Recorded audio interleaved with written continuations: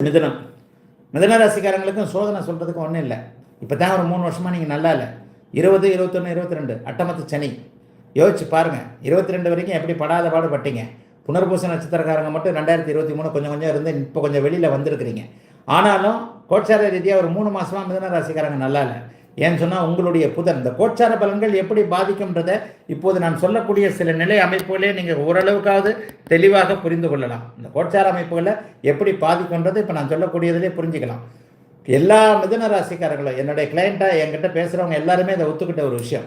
எல்லா மிதுன ராசிக்காரங்களும் கடந்த ஒரு 3 மாதமாக நல்லா இல்லை. ஏன் அப்படின்னு சொன்னால் புதன் அடுத்தடுத்து நீச்சமாக இருந்தார், ராகுவோடு இருந்தார், செவ்வாயோட சேர்ந்து இருக்கிறார். இப்போவும் மே மாதம் 11ஆம் தேதிக்கு பிறகு தான் மிதுன ராசிக்காரர்கள், இன்றைக்கு என்ன தேதி, ஒரு 12, 13, இன்னும் ஒரு மாதம் இருக்குது. இப்போ நீங்கள் மிதுன ராசிக்காரங்க நல்லா இல்லை. அவங்க வயசுக்கு ஏற்றார் போல் தசாபக்தி அமைப்புகளையும் போன மாதமும் நல்லா இல்லை, இந்த மாதமும் நல்லா இல்லை. மனக்குழப்பங்கள் இருக்கிறது, வேலை போயிருக்குது, வேலையில் திருப்தி இல்லை, எது பிடிக்குமோ அது பாதிக்கப்பட்டிருக்கிறது என்பது தான் இன்றைய மிதுன ராசியுடைய கோச்சார நிலைமை. பட் இது ஒரு தற்காலிகம். வருகின்ற மே மாதம் 11ஆம் தேதிக்கு பிறகு அப்படியே கோச்சார நிலைமையில் முழுக்க வக்கர நிலை அப்படியே விலகி, நீச்ச நிலை விலகி, கிரகண தோஷம் விலகி, மேஷத்தில் இருக்கக்கூடிய அப்படியே புதனோடு அவர் அப்படியே சேர்ந்து, அப்படியே குருவோடு சேர்ந்து புதன் அப்படியே நல்ல நிலைமையில் வர்றாரு. ஆகவே இந்த தமிழ் புத்தாண்டின் முதல் 1 மாதம் அப்படி ஒன்றும் நல்லா இருக்காது. நீங்கள் கொஞ்சம் கஷ்டத்தில் தான் இப்போ இருக்கிறீங்க. 2 மாதமாகவே குழப்படிகள் இருக்கின்றன.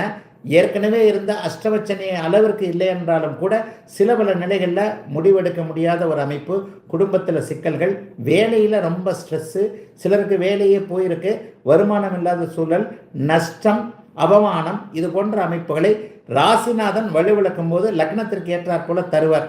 இப்போ உங்கள் ராசிநாதன் வலுவிழந்திருக்கிறார், சரியா இல்லை.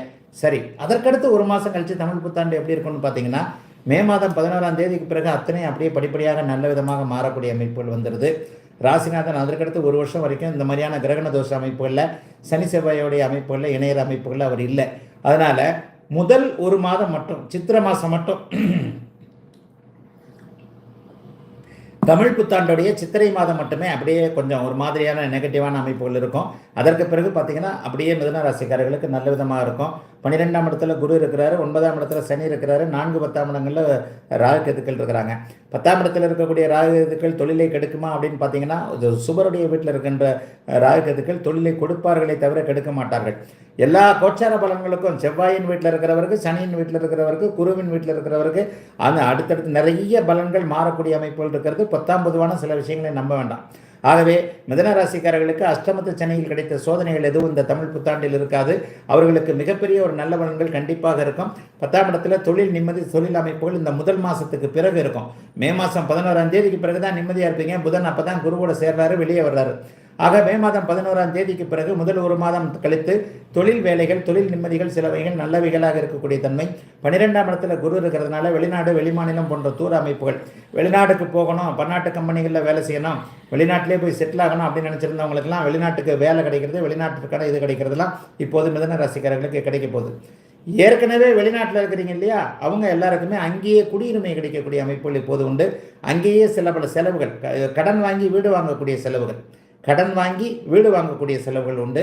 கடன் வாங்கி வாகனம் வாங்கக்கூடிய செலவு, சுப செலவுன்னு சொல்லுவோம் இல்லையா, ஒரு நல்ல செலவு, பெண் குழந்தைக்கு ஏதாவது ஒன்று செய்கிறது, அல்லது குழந்தைகளுக்கு வேலை வாங்கி கொடுக்கறதுக்காக கடன் வாங்குறது, அல்லது ஏதேனும் மருத்துவ செலவுகள் போன்ற அசுப செலவுகள் இல்லாமல் வீடு வாங்குவதற்கோ ஏதோ வாங்குறதுக்கோ, இந்த தடவை லோன்லாம் போட போகிறீங்க, ஹவுசிங் லோன் போட போகிறீங்க, 2 வீலருக்கு பதிலாக கார் வாங்குறது, இருக்கிற காரை விட லக்ஸரியஸ் கார் வாங்குறது, இந்த மாதிரியான அமைப்புகள் அட்டமத்தனியின் ஆதிக்கமும் ராசிநாதன் புதனுடைய பலவீனமும் முதல் மாதமே நீங்குவதால் முதல் 1 மாதம் தவிர்த்து அப்படியே மீதம் இருக்கிற 11 மாதமும் தமிழ் புத்தாண்டு மிகப்பெரிய அளவில் நல்லாவே இருக்குங்க. 9ஆம் இடத்துல சனி இருக்கும்போது ஒரு நிலையில் அப்பாவை பாதித்து தான் சில விஷயங்களை செய்வார். அதனால் அப்பாவை பற்றி மட்டும் கொஞ்சம் பார்த்துங்க. வயசான அப்பா இருக்கிறவங்க, சில பேர் அப்பாவை இப்போவே பிரிஞ்சிருப்பீங்க வேலை விஷயமா. அப்பாவை பிரிந்திருப்பவர்கள், அப்பாவோடு சற்று முரண்பட்டு கொண்டிருப்பவர்கள் எல்லாருக்குமே தகப்பனை பற்றிய சில கவலைகள் இருக்கக்கூடிய அமைப்புகள் இப்போது உண்டு. மற்றபடி வேலை தொழில் மாற்றங்கள் நன்றாகவே இருக்கும். வேலையே போனாலும் மிதுன ராசிக்காரங்க கவலைப்படாதீங்க. 2020, 21, 22, 23 இந்த 3 வருஷம், 2 வருஷத்தில் உங்களை போட்டு பிழிஞ்சு எடுத்த மாதிரி இப்போ கோச்சார நிலைமைகள் இல்லை.